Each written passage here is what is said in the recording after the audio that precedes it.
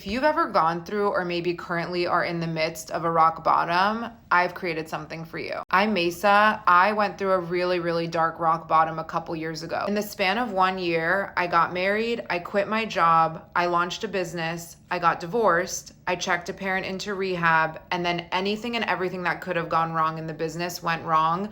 I almost bankrupted the company. I eventually found myself $70,000 in credit card debt, and I hit a point of depression and despair that I never could have imagined for myself. That was my rock bottom moment. And the one thing that kept me going through all of that was talking to or hearing stories from people who had gone through hard times and dark nights of the soul, and hearing from them how they actually were able to get themselves out of it. So that's why this week I'm launching a podcast called Rock Bottom. And I'm interviewing people who from the outside might look like they have everything figured out. They have the success, the money, the followers, the fame. I want to talk about things that they went through and the rock bottom and the dark night of the soul that they may have had to move through in order to become transformed and become the person that they are today. And something I have found in all of my conversations is that almost every successful person went through something that is so dark and challenging that a lot of us don't realize or acknowledge that they went through. But ultimately, it was actually that dark, hard, challenging thing and time in their life